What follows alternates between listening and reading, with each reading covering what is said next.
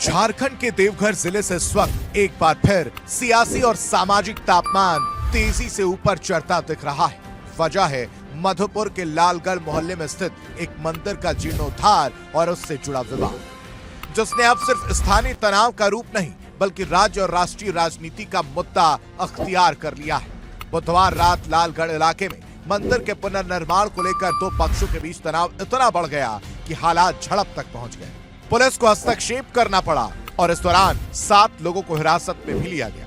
प्रशासन का कहना है कि स्थिति फिलहाल नियंत्रण में है, लेकिन माहौल अब भी संवेदनशील बना हुआ है।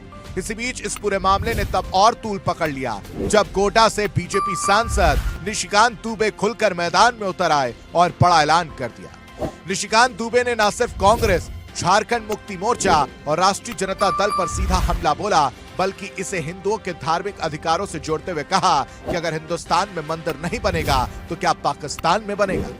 उनका यह बयान सोशल मीडिया से लेकर सियासी गलियारों तक चर्चा का विषय बन गया। सांसद ने आरोप लगाया कि झारखंड में हिंदू अपनी जमीन पर मंदिर बनाने में असुरक्षित महसूस कर रहे हैं और यह स्थिति राज्य की कानून व्यवस्था और तुष्टीकरण की राजनीति का नतीजा है।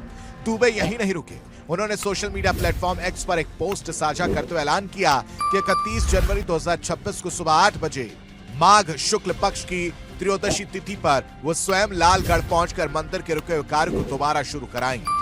उन्होंने साफ शब्दों में कहा कि मंदिर भव्य होगा, सुंदर होगा और मधुपुर का सबसे ऊंचा मंदिर बनेगा। बीजेपी सांसद ने अपने बयान में अनुसूचित जाति का विशेष तौर पर उल्लेख करते हुए कहा कि अगर अनुसूचित जाति के लोग अपनी जमीन पर मंदिर नहीं बना सकते तो यह बेहद गंभीर सवाल है। उनके शब्दों में यह सिर्फ एक मंदिर का मामला नहीं बल्कि सम्मान, आस्था और अधिकारों का मुद्दा है। बीजेपी सांसद द्वारा साझा की गई तस्वीर और संदेश में यह भी दावा किया गया कि मंदिर विवाद के दौरान अन्य समुदाय के लोगों द्वारा 6 हिंदू भाई बहनों पर हमला किया गया। पोस्ट में हिंसा की निंदा करते हुए घायलों को न्याय, निष्पक्ष जांच और शांति बनाए रखने की अपील भी की गई। लेकिन आलोचकों का कहना है कि जिस तरह की भाषा और प्रतीकों का इस्तेमाल किया गया है वो तनाव को कम करने के बजाय और भड़का सकता है। विपक्षी दलों का आरोप है कि बीजेपी जानबूझकर धार्मिक भावनाओं को भुनाकर राजनीतिक फायदा उठाना चाहती है, खासकर तब जब झारखंड में पहले से सामाजिक ताना बाना संवेदनशील दौर से गुजर रहा है।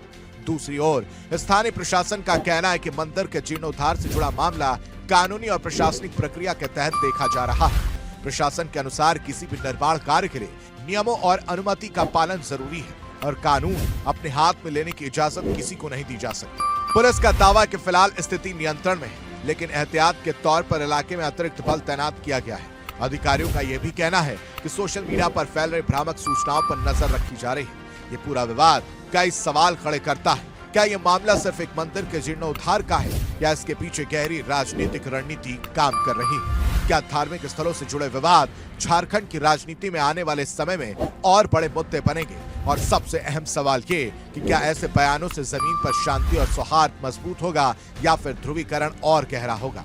झारखंड पहले भी धार्मिक और जमीन से जुड़े विवादों का गवाह रहा है, लेकिन लालगढ़ का ये मामला इसलिए अहम माना जा रहा है क्योंकि इसमें स्थानीय मुद्दा, राष्ट्रीय राजनीति और सोशल मीडिया की आक्रामक भाषा तीनों एक साथ नजर आ रहे हैं। वह विपक्ष इसे कानून व्यवस्था की विफलता और राजनीतिक उकसावे का उदाहरण बता रहा है। फिलहाल लालगढ़ में शांति बनाए रखना प्रशासन के लिए सबसे बड़ी चुनौती है। सवाल यह भी है कि क्या बातचीत और कानूनी रास्ते से समाधान निकलेगा या फिर बयानबाजी और शक्ति प्रदर्शन इस विवाद को और आगे ले जाएंगे। इतना तय है कि देवघर का यह मंदिर विवाद अब सिर्फ स्थानीय खबर नहीं रहा बल्कि झारखंड की सियासत में एक बड़े टकराव का संकेत बन चुका है, जिस पर आने वाले दिनों में पूरे राज्य और देश की नजर